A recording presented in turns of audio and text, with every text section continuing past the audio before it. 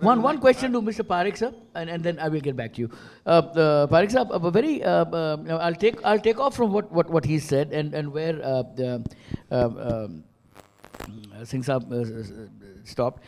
See, access to even those who have access to justice, say people with good lawyers, they very often become the victims of the court system itself. I'm not saying the judges are crooked, but I'm saying it appears to a person because what I'm talking about is continuity.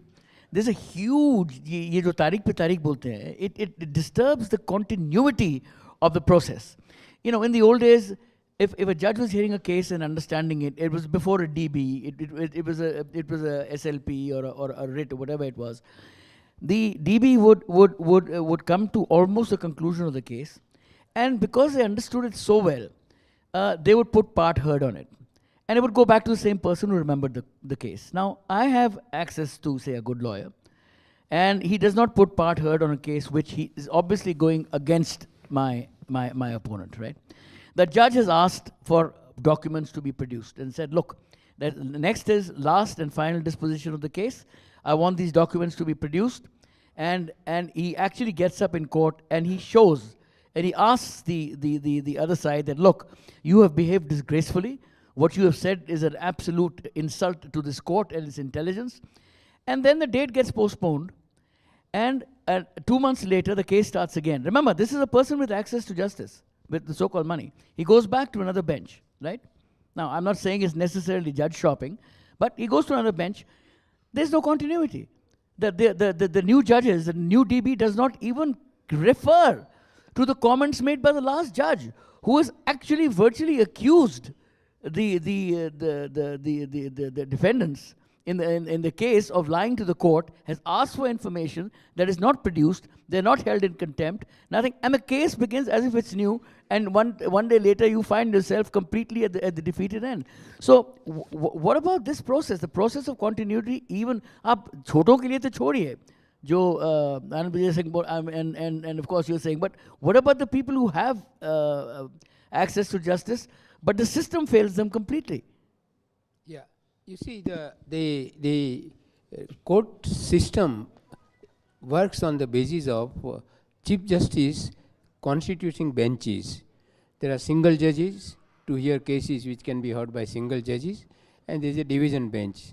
Now, there is a classification that someone will do criminal, taxation, civil, etc., etc. Large number. Today there are topics are many, and therefore there will be a combination of many cases which this single judge will decide if the jurisdiction is with single judge, and this is what the division bench will decide. Now, this bench is normally depends on various places. Normally they continue for a couple of months, 2 months, 3 months, 4 months, so they can finish what they have heard.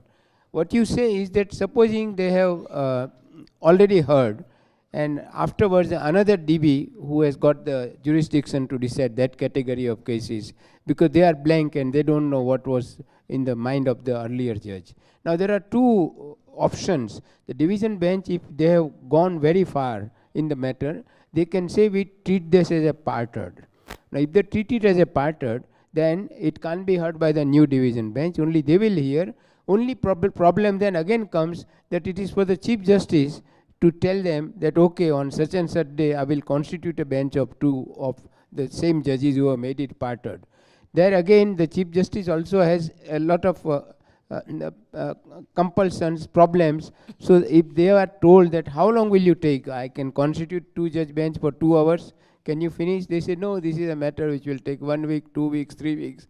Then the Chief Justice may say that then I don't want to then, because I can't break the 2 division benches for such a long time. So this is a matter of practical difficulties of the Chief Justice, because Chief Justice decides the benches all over, whether it's Supreme Court, High Courts, and for that matter in the district court also, the district judge allots the work, who will do what work. So I don't think the situation is so bad that every day it goes to next bench and next bench. But you are right, it changes from bench to bench. So there are sometimes a notice is issued in the Supreme Court or in any court by ex-judge And after notice, it goes to why judge. So why judge will say, why was the notice issued? There is no substance in this. Now this happens because by and large, justice is done according to the thinking of the judge concerned. Now the judges are also human beings.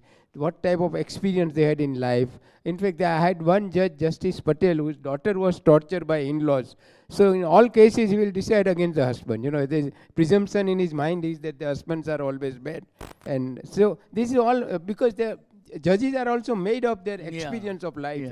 You can't disassociate them. So that is true. That's why so many people say, now you're talking of bail. Now whether to give bail or jail depends much more on the philosophy of the judge. In fact, Justice Krishna would always give the bail.